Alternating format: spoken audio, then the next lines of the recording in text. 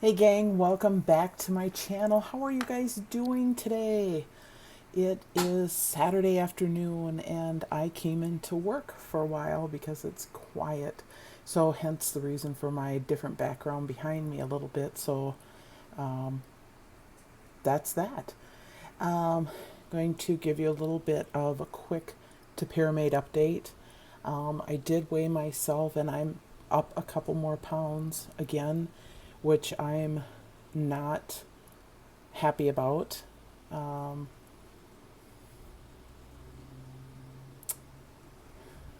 and I'm really torn. I'm really torn. I keep talking the talk and I need to put my money where my mouth is, so to speak, and either wean myself off of the medication or increase my dosage. And I think first, because I'm already on the topiramate, I'm going to bump it up to 75 milligrams and try that for a while and see what happens. See if that seems to help, because 50 milligrams right now is not doing a thing for me. And I know there are a few of you that have also said that. You're like, what's happening? What am I doing wrong? 50 milligrams isn't doing anything for me. It did for me. Initially I'd lost like 36 pounds and now I've gained back like 6 pounds. And, I promised you from the beginning I was going to be upfront and honest with you, very raw, very real. And this is the total truth and honesty to you. And that's why I've just not got on here for the last few days. I usually try to upload on a Thursday and it's Saturday today, and so my apologies. Just kind of going through it a little bit, kind of struggling a little bit. So that's kind of where I'm at with that. So I am going to start tonight. I'm going to up it to 75 milligrams. It's like I keep thinking about it, but not doing anything. So I am committing to you, all of you tonight, that I'm going to up it to 75. I'm going to give it a couple weeks and we'll see what happens from there. And I'll get back to you in the next week and 2 weeks. I try to report in every week and let you know what's happening. So that's my little bit of my Topiramate update. And what I thought I would look up and kind of report into you, today, something a little bit different, something a little bit quirky. And I keep kind of looking over this way because I've got the ability to have this information up on my screen. I looked up some of the weirdest diets in history. Now, you all know I am not a doctor, I'm not a nurse, I'm not in the medical field whatsoever. I am not promoting any of these types of weight loss. What I've looked up, these are the weirdest ones.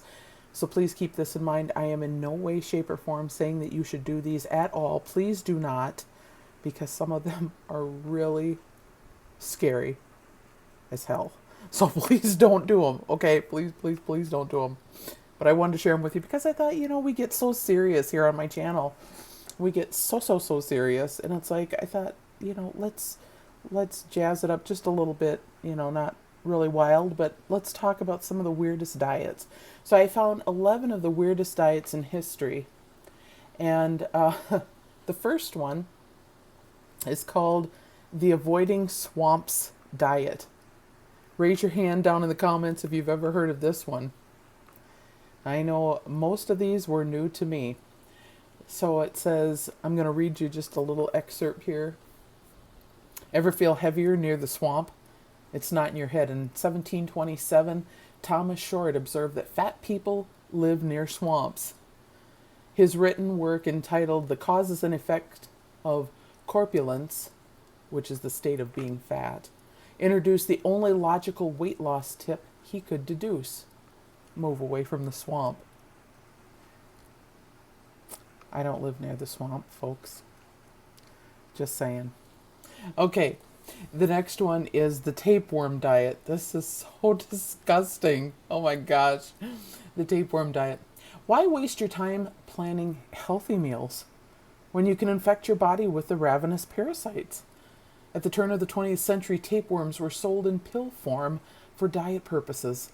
Eat more and lose weight. Oh dear Lord, can you imagine ingesting a tapeworm. That's so disgusting. That is so disgusting. Please do not do these. When baby tapeworms grew to 25 feet long and started causing seizures, meningitis, or dementia, the U.S. government outlawed their sale. Other side effects included cysts on the brain, eyes, and spinal cord. You think? It's a living organism that you're putting into your body? Wow. I don't know who it was that introduced that, but come on. Okay. The next one. Please do not run to your bathroom and look in your medicine cabinet for this. Please do not do this. But it's called the cotton ball diet.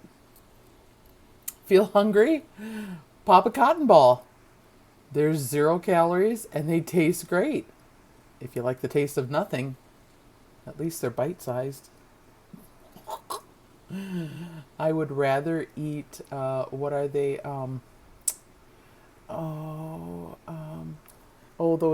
The big circles, you know what I mean? That are like styrofoam. Oh my gosh, I'm having a brain fart. I can't even think of it.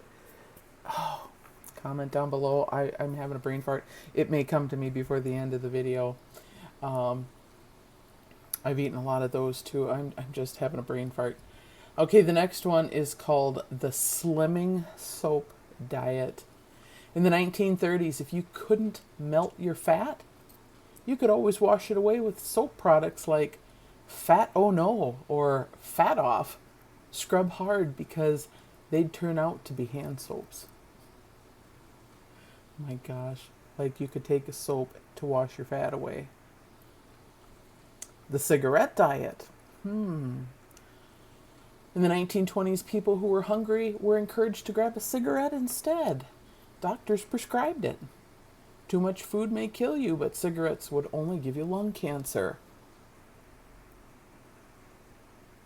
I am happy to say that I have quit smoking now. It will be 26 years this November. My daughter will be 27, and I quit right around her first birthday. So, 26 years off of the smokes. I'm very happy about that, especially with the price of them. Oh my gosh. The next one is called the drinking man's diet. Have a steak and wash it down with a martini. Alcohol is required at every meal and no restrictions on gin and vodka. Robert Cameron sold this diet pamphlet in the 1960s, priced at $1. Within 2 years, he'd sold more than 2 million copies, a bestseller. Excuse me. Cameron's work is known as the first low-carbohydrates diet, even though the Harvard School of Public Health declared it unhealthful. You can now buy a Kindle edition for $3.99. Oh, and then you become an alcoholic. Gee whiz, that's great. Okay. Don't get me wrong, I'm not against having an occasional drink, so please don't come for me because I will have an occasional drink myself. So I actually had a friend that introduced me to chocolate wine. If you're interested in seeing what the bottle looks like, she found it at Aldi. I'll show it to you sometime. If you're interested, let me know down in the comments. The Sleeping Beauty diet. Guess what? You can't eat when you're sleeping, which I'm a great proponent for that. Elvis was a proponent of this weight loss method, encouraging people to sleep through most of the 60s sedated.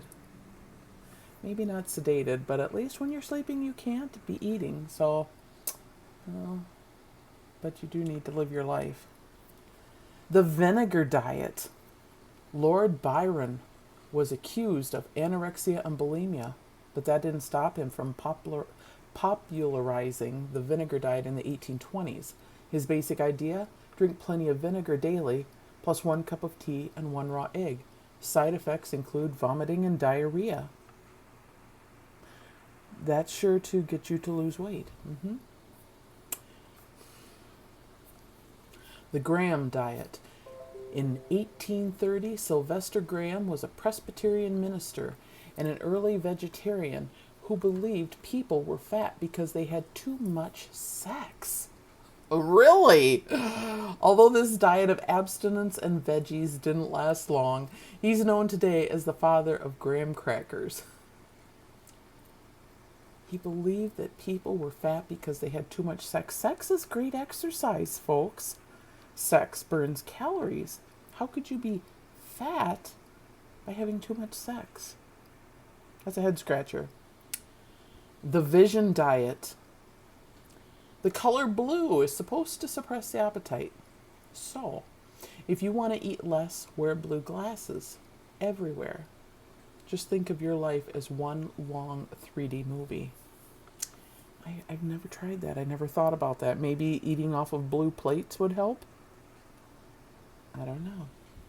And last but not least, in this series at least, the chewing diet. In 1903, Horace Fletcher became known as the Great Masticator after his stunning 40-pound weight loss. His motivation? Being denied health insurance due to his weight. His secret? Chew each bite 32 times and spit out the remains. This diet's motto was so catchy, it's hard to imagine why it didn't gain more popularity. Nature will castigate those who don't masticate.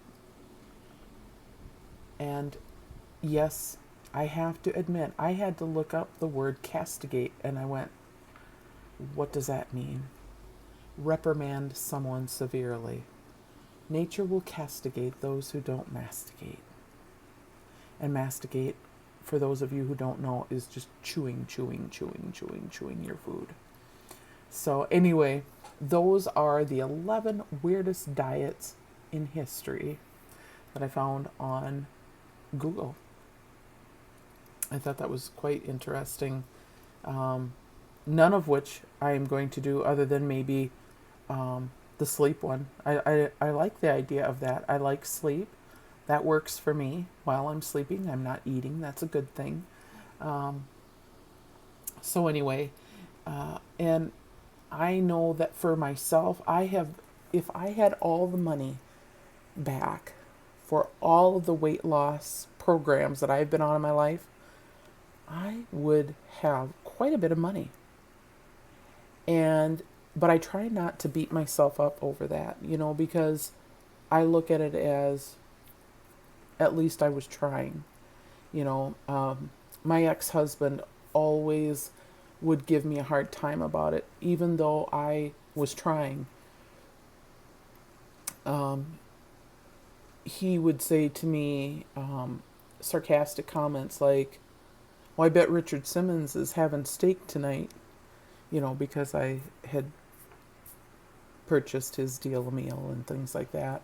I've done Richard Simmons' deal meal. I've done Susan Powderstop, The Insanity. I've done the Way Down Workshop. I have done Atkins. I've done, oh my goodness, Slim Fast. I've done Weight Watchers.